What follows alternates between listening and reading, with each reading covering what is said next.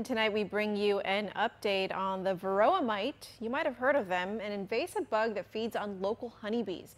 PNC's Chriselle Paris reports that at this point, researchers still have no treatment options to get rid of the pests.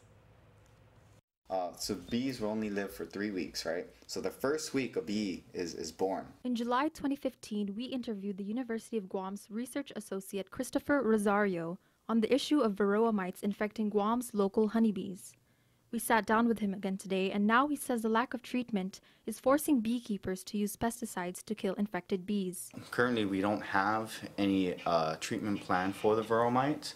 Our basic technique for controlling the varroa mite is pretty much taking care of your hives, and we're looking to get in the mite away quick strips, and the mite away quick strips is basically a strip that you apply onto the domestic hive, and it'll physically contact with the varroa mites. At the time, researchers hoped to use a chemical treatment that would be used to kill the varroa mites. The issue, however, according to Rosario, is that they are struggling to get the chemicals shipped to Guam because the treatment is too corrosive. There's many treatments.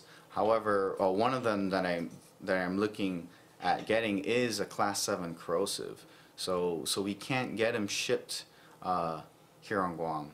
So, but hopefully there is a shipping company that could bring in the mite away quick strip. Varroa mites are microorganisms that could spread when bees transfer between hives. Rosario and UOG entomologist Dr. Ross Miller had conducted a survey the previous year which reveals the first infective hive was found at the Southern Comfort Ranch in Guam over 2 years ago. Here on Guam, it's still only two out of almost 30 hives that I've sampled that was affected by the varroa mite. Saipan and Tinian do not fare as well as Guam and continue to maintain a high percentage of infected hives, both feral and domestic. Over the past year, Guam's infective beehives consist only of feral hives, while the domestic bees remain unaffected with the help of beekeepers' consistent maintenance.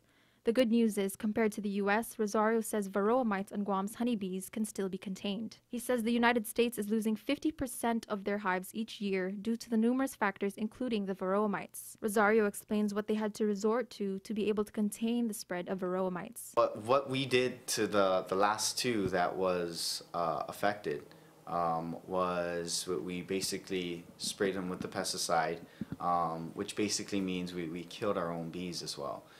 Which is something I don't want to go towards. Please give the university a call, and I'd go out and sample and possibly do the extractions for them too. Rosario and the University of Guam ask for your help by reporting to the Guam Beekeepers Association or by calling Chris Rosario at 487-1640. For PNC News, I'm Chriselle Paris.